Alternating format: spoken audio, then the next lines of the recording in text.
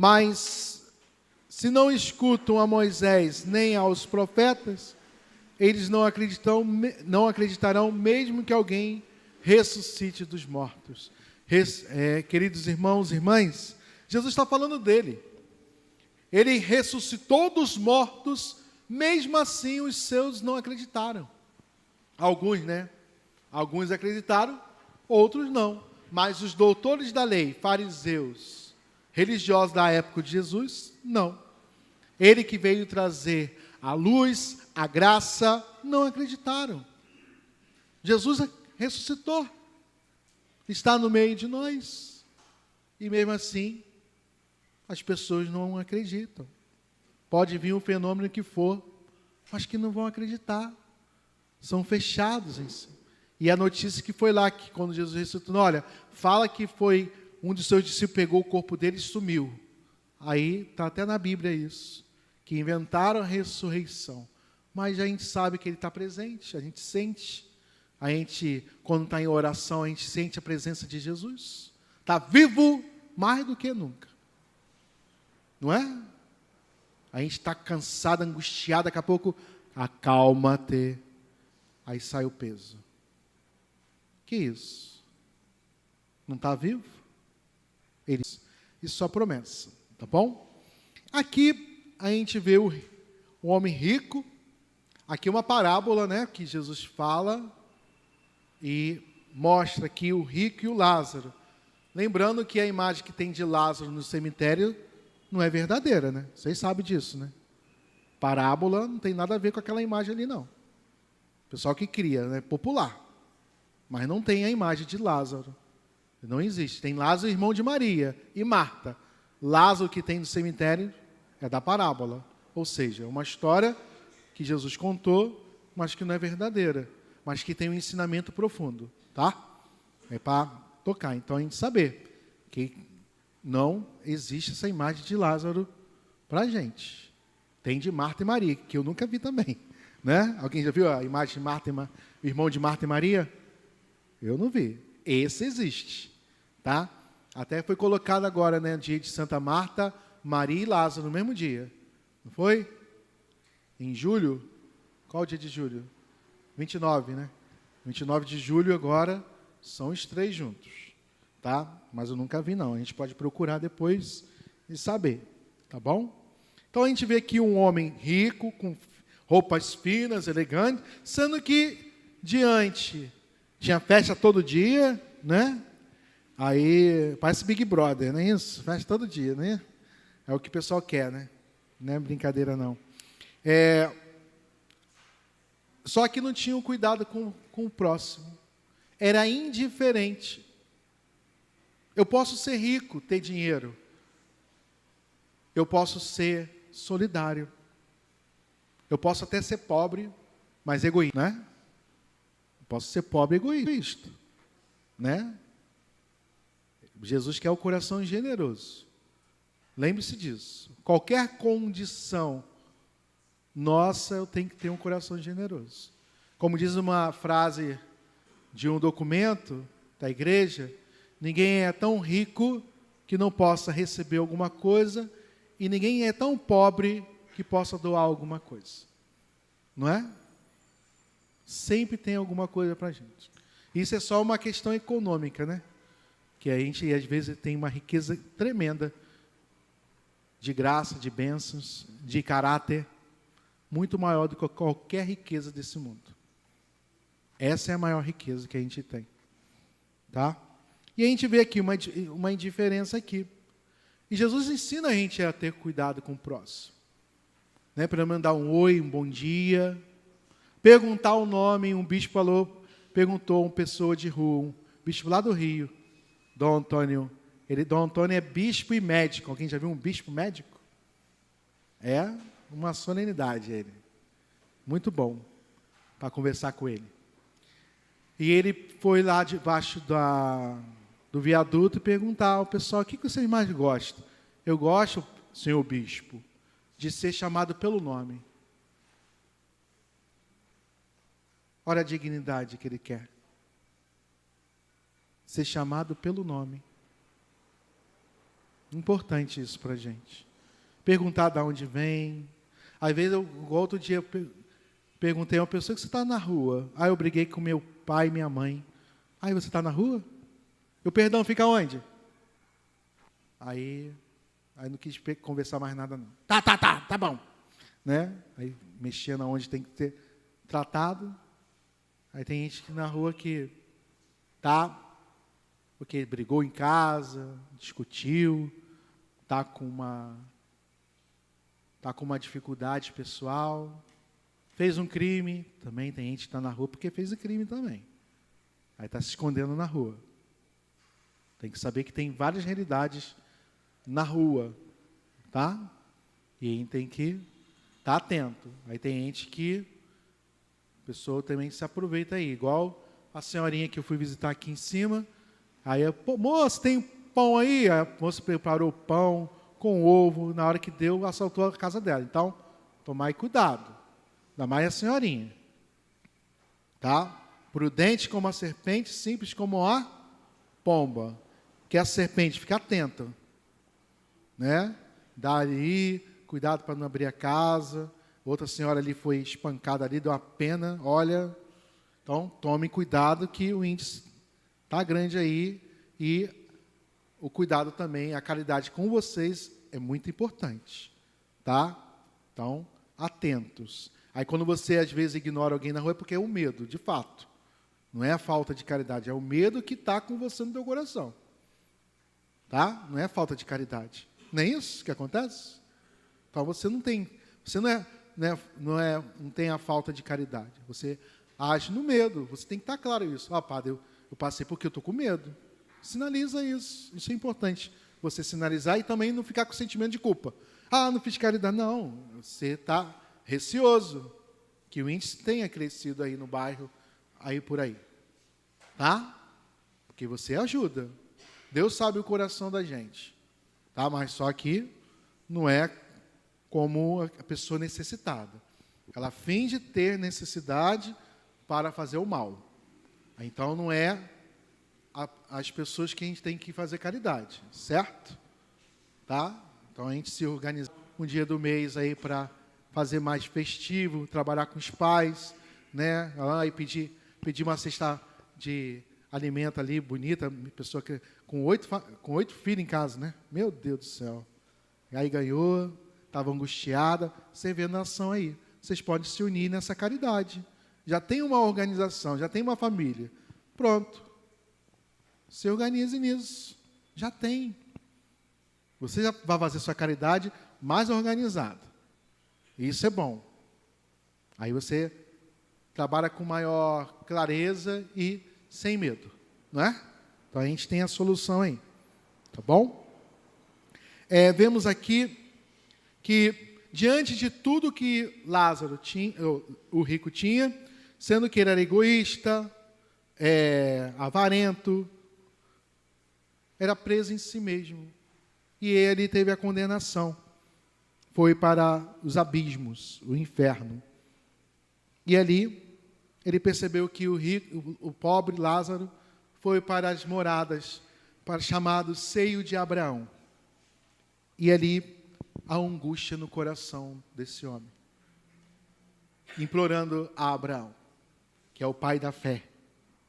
A gente vê aqui questões da escatologia. Alguém já estudou escatologia? Hein? Não é escatologia biológica, não. Alguém já estudou escatologia biológica também? Não? Cheio de assunto novo, né? É todo o sistema digestivo também. Tá? É escatologia. Tá bom? Biológica. E todo alimento também que vai acontecer conosco nos últimos tempos. Qual é o primeiro ponto dos últimos tempos nossos? Qual é a primeira coisa que vai acontecer conosco? O que vai acontecer com a gente? Vocês sabem? O que é? Morrer. Isso, morrer. Tem que ser assim, morrer. A gente vai morrer. Né? Heidegger, um filósofo alemão, falava: a única certeza que o homem vai ter é que ele vai morrer, né? É um ser para a morte. Tem um lá. E tem até um livro muito bom, vale a pena ler, Morte, Minha Irmã, de Raniero Catalamessa. Aí ele pega Heidegger e pega São Francisco de Assis. E vai trabalhando a questão da morte. Que é um homem, é um ser para a morte. A morte para nós é pedagoga e mistagoga, porque nos ensina a viver a vida, que eu sei se eu vou morrer, então eu tenho que estar preparado. Ou seja, ela é pedagoga, é professora.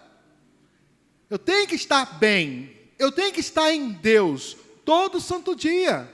Porque na hora que o Senhor vier, vamos, preparado. Estou aqui, Senhor. Já estou preparado. Vai em paz. Olha como ensina a gente. Já refletiram sobre a morte como professora? Ela ensina. Nesse livro é muito bom. Ele vai explicando cada detalhe. E ela mistagoga porque nos leva para o mistério em Deus. Tá? Muito bom esse livro.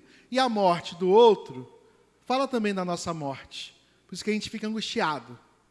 Eu trabalhei com um médico outro dia, no meio da pandemia, que ele disse que não estava aguentando mais ver tanta morte. Estava lá no Covidão, lá do Piratininga. Ali era o Covidão, que ia tudo para lá.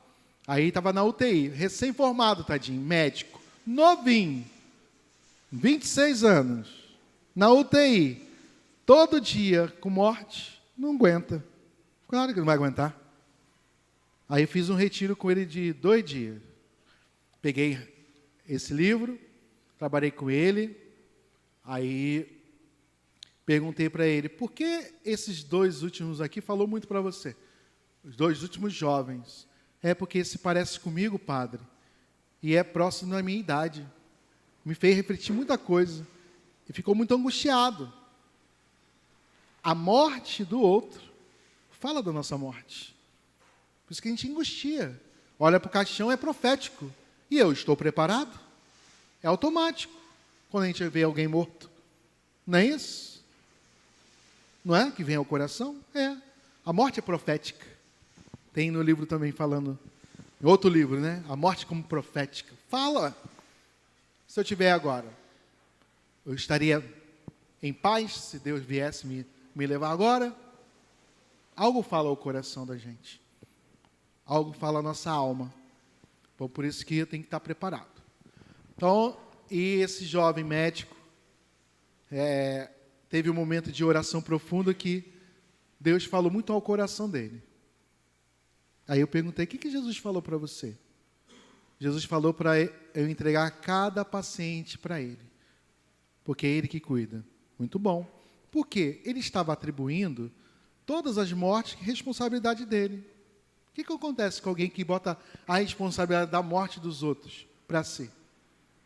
Fica com sentimento de culpa, tira a paz, vem estresse, ansiedade, só vem coisa ruim.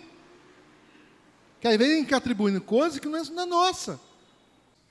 Aí ele entendeu que 1 mês depois, 1 semana depois, padre, estou vendo a morte de outra maneira. Ótimo, você entendeu. Você entendeu. É importante a gente trabalhar a morte em relação a isso. Tá? Diante da morte, logo em seguida, vem o quê? O que vem em seguida depois da morte? Está nos novíssimos. As crianças já estudaram os novíssimos? As coisas novas? A professora não deu? Vou na sala de aula. Os novíssimos. Cadê as outras crianças? Feriadão? Feriadão, né? São Gonçalo não é mole não, né? Hein?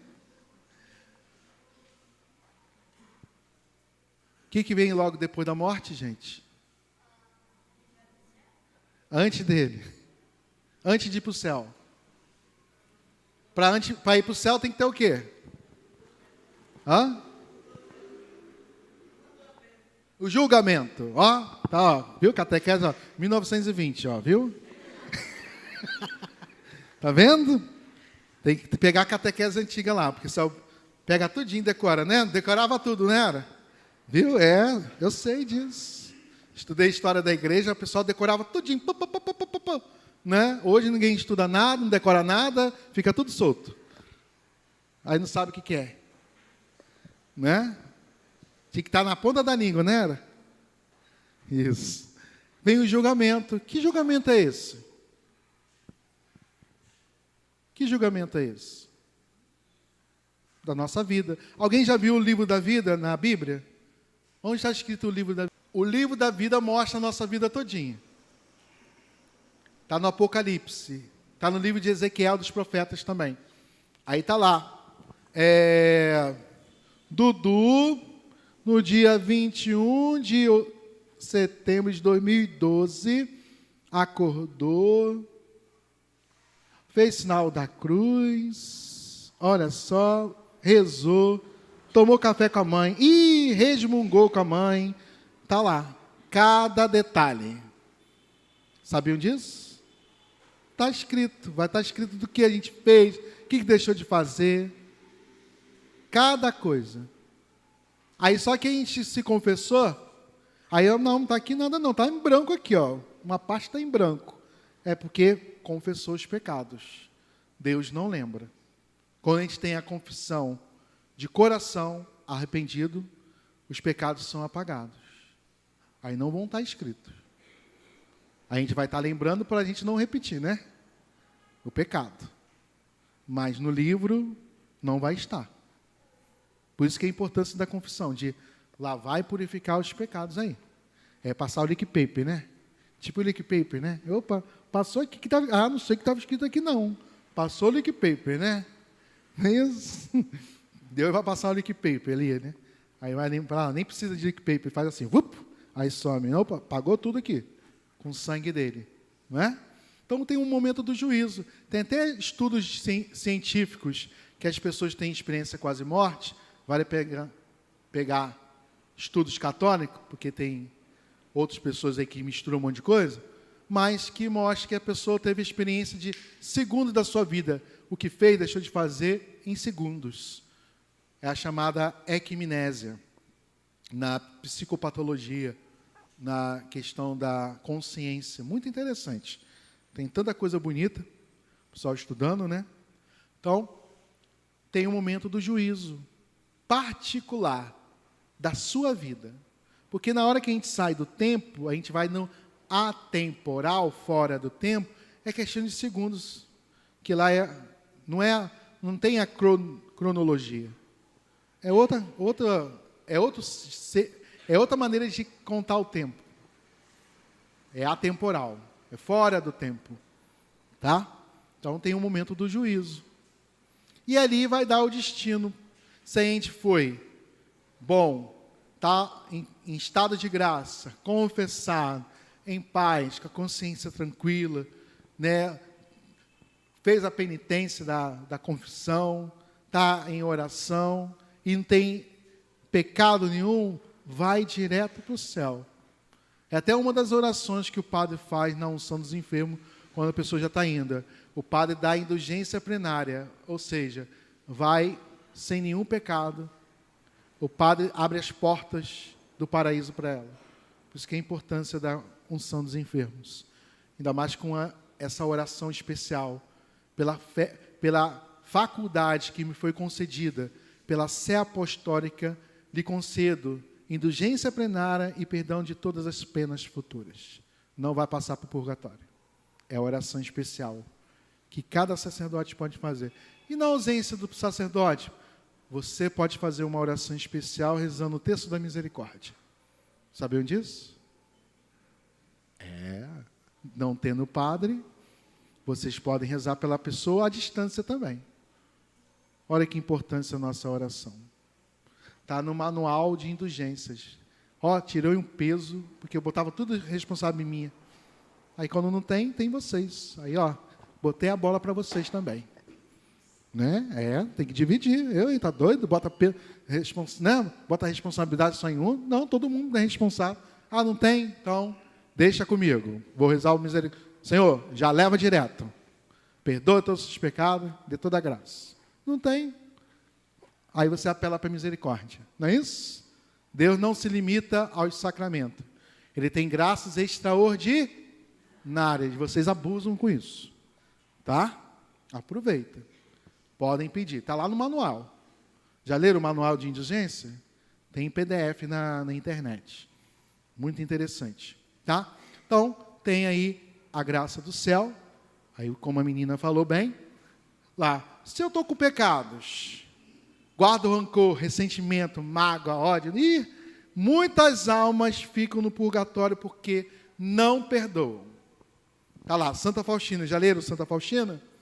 É ótima para ler sobre essas questões, né? Que ela tinha uma graça muito grande, que ela ia lá no purgatório, no céu e no inferno, como a gente vai em Niterói e volta. Ô mulherzinha, já viram? Já viram o filme dela, Santa Faustina? Já leram o escrito do diário dela? Nossa Senhora, ô mulher incrível. Coisas extraordinárias que ela fazia. Sentia. Muito linda. A oração com Jesus. Nossa Senhora, é muito linda. Era uma intimidade com Jesus. E ela fala e via que muitas almas estavam lá no purgatório porque não perdoaram. Olha só que coisa terrível. Não perdoar. Vamos tirar a coisa do coração aí. Então a gente paga no purgatório, por isso até que pague o último centavo. E antes de Cristo, tinham no livro de Macabeus, 2 Macabeus 12, que as pessoas que oravam pelos mortos. Já leram essa passagem de 2 Macabeus 12? Dever de casa. Depois vocês pegam lá, tá? Pela oração. Então, uma oração antiga, tá bem? Muito antiga aí. E a pessoa que se fecha à graça de Deus, à misericórdia, em que não quer estar com o Senhor, ela aí vem para o inferno. Ela está pegada a tudo, a qualquer coisa aí. Ela se fecha ao amor de Deus, aí tem o inferno também, como a gente vê aqui. Tá? Um abismo tremendo. Existe, tem, e a gente tem que evitar. Pedir a Deus, né? Por isso que a gente vai fazer todo dia a vontade do Senhor. Pedir a Jesus, Jesus, me dê luz para estar no seu caminho. Tá? E ele, lembre-se que Jesus vai fazer de tudo para salvar a nossa alma. Não condenar. Ele veio para salvar. Quem que falou que vai condenar? Ele está disposto a salvar a nossa vida. Agora vai depender da nossa escolha também, que ele vai respeitar. Como respeitou de tantos, até de Lúcifer. Ele vai respeitar a nossa escolha. Tá? Mas ele vai fazer de tudo para salvar a nossa alma, lembre-se disso. E eu lembro de São Francisco, não. Se eu busco a ti porque quero merecer o céu, também não quero não. Mas se eu busco a ti, por amor a ti, Senhor, eis-me aqui. Eu tenho que buscar a Deus por amor a Ele mesmo. Às vezes a gente não está com vontade de nada. Mas, Senhor, eu estou aqui na missa, tá? Porque eu te amo. Isso é um ato de amor. Não é falar, eu só vou na missa porque tenho vontade. Tadinho, não conhece amor nenhum a Deus. Eu mesmo não tendo vontade, venho na missa. Tem dia que eu não tenho vontade nenhuma. Não quero ver a cara de ninguém. Mas eu tenho que vir. Tenho que celebrar. Tenho que ter paciência. Não é? Todo dia isso? Todo dia vocês querem trabalhar? Nada. Mas tem que dar o sustento em casa, arrumar, né? Todo dia vocês querem estudar? Quer estudar todo dia? Nem todo dia, né? Mas tem que estudar, trabalhar, ajudar em casa, né? Aí faz assim, né, mãe, né? Negócio esquisito assim, né? O padre no meio, mas percebe tudo aqui, né? Então a gente tem que fazer a nossa parte, mesmo não tendo vontade. Isso é amar, isso é cuidar, isso diante de Deus também é amá-lo acima de qualquer coisa. E possamos aí trabalhar sempre o nosso coração. Louvado seja nosso Senhor Jesus Cristo.